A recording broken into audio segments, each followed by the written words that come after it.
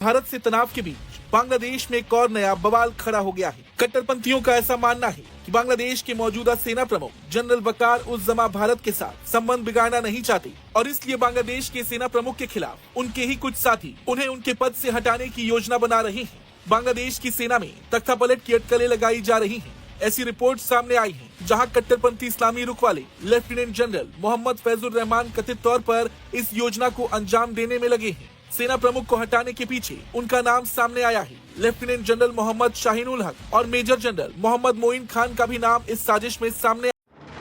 ইঙ্গিত মিলেছিল আর হলোও তাই। Donald Trump ফের ক্ষমতায় আসতেই বাংলাদেশকে আর্থিক অনুদান দেওয়া বন্ধ করে দিল আমেরিকা।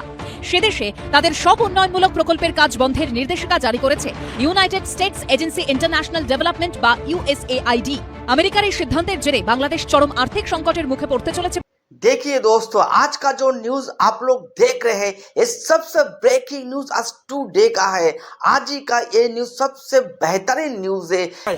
बड़ी बात यह है कि मौजूदा सेना प्रमुख जमा के खिलाफ माहौल बनना शुरू भी हो गया है। बांग्लादेश के लेफ्टिनेंट जनरल मोहम्मद फैजुर रहमान कथित तौर पर खुद सेना प्रमुख बनने के प्रयास में हैं। बताया तो ये भी जा रहा कि कुछ दिन पहले ही रहमान ने पाकिस्तान की खुफिया एजेंसी आईएसआई के प्रमुख से मुलाकात भी की थी। मौजूदा सैन्य प्रमुख को हटाने की ये जो कोशिश हो रही उसमें आईएसआई का भी बड़ा हाथ माना जा रहा है। बांग्लादेश में सेना प्रमुख जनरल वकार उज जमा के खिलाफ ये षड्यंत्र इसलिए रचा जा रहा क्योंकि कट्टरपंथियों का मानना है कि वो भारत के प्रति सकारात्मक रवैया रखना चाहते हैं। वो सीमा पर विवाद नहीं चाहते। देश में इस्लामवादियों के पूरे नियंत्रण को रोक रहे हैं। कट्टरपंथियों की গত বছর অগাস্টে ছাত্র আন্দোলনের জেরে অগ্নিগর্ভের চেহারা নেয় বাংলাদেশ। পদত্যাগ করে দেশ ছাড়েন তৎকালীন প্রধানমন্ত্রী শেখ হাসিনাকে উৎখাতের পর ক্ষমতায় এসে আমেরিকার সঙ্গে সখ্য বাড়াতে তৎপর হন ডেমোক্র্যাট ঘনিষ্ঠ মোহাম্মদ ইউনুস। সে সময় মার্কিন মাস্কাতে ছিলেন জো বাইডেন। এতদিন স্বাস্থ্য, শিক্ষা, পরিবেশ, কৃষকদের জন্য রোজগার থেকে শুরু করে রোহিঙ্গাদের থাকার সুব্যবস্থা করতে বাংলাদেশ সরকারকে কয়েকশো কোটি টাকা অর্থ সাহায্য করে আসছিল আমেরিকা। সেই ব্যবস্থা আরও পাকাপোক্ত করতে গত বছর সেপ্টেম্বরে ইউএসএআইডির শীর্ষ কর্তা সামান্থা পাওয়ারের সঙ্গে বৈঠকও করেছিলেন বাংলাদেশের অন্তর্বর্তী সরকারের প্রধান মোহাম্মদ ইউনুস। কিন্তু আমেরিকায় পাড়া বদলের পরই পাল্টে গেল ছবি। বর্তমান প্রেসিডেন্ট ডোনাল্ড ট্রাম্পের সঙ্গে শুরু থেকেই তেমন ऐसी सोच है कि शेख हसीना को सुरक्षित निकालने में उनका हाथ था। वो चाहते तो शेख हसीना देश छोड़कर नहीं निकल पाती। बांग्लादेश में मौजूदा हालात एक बार फिर बिगड़ते दिखाई दे रहे। बीते साल भारी राजनीतिक उथल पुथल मची और अब सेना में तख्तापलट की खबरें सामने आई हैं। और देखा भी जाए तो बांग्लादेश में सेना का सत्ता में हस्तक्षेप हमेशा से रहा। तो अगर ऐसा कुछ भी होता है तो इसका सीधा असर पूरे देश में देखने को मिलेगा। सेना में बगावत से देश में अस्थिरता बढ़ जाएगी। कट्टरपंथी एक बार फिर हावी हो जाएंगे और क्योंकि आईएसआई का नाम सामने आ रहा तो इसका असर भारत पर भी पड़ेगा। पहले से ही अंतरिम सरकार और भारत में तनातनी देखने को मिली है। बांग्लादेश की हुआ है, इसके पीछे आईएसआई का हाथ हो सकता है।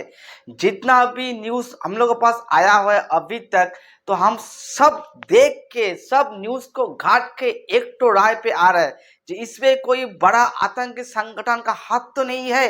শপথ নিয়েছেন ডোনাল্ড ট্রাম্প, যার সঙ্গে নরেন্দ্র মোদীর সুসম্পর্ক কারও অজানা নয়। এর মধ্যেই ভারত বাংলাদেশ চাপানোতরের আবহে ট্রাম্প প্রশাসনের নবনিযুক্ত বিদেশ সচিব মার্কো রুবিওর সঙ্গে বৈঠক করেছেন ভারতের বিদেশমন্ত্রী এস জয়শঙ্কর। সূত্রের খবর, বাংলাদেশ ইস্যুতে মার্কিন আধিকারিকের সঙ্গে বিস্তারিত আলোচনা হয় তাঁর।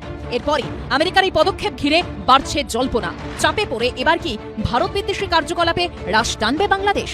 मौजूदा स्थिति पर कोई आधिकारिक जानकारी अभी तक वैसे तो सामने नहीं आई, लेकिन सवाल तो ये भी है कि अगर सेना प्रमुख वकार उज जमा के खिलाफ ये षड्यंत्र रचा जा रहा तो वो इस स्थिति से कैसे निपटेंगे।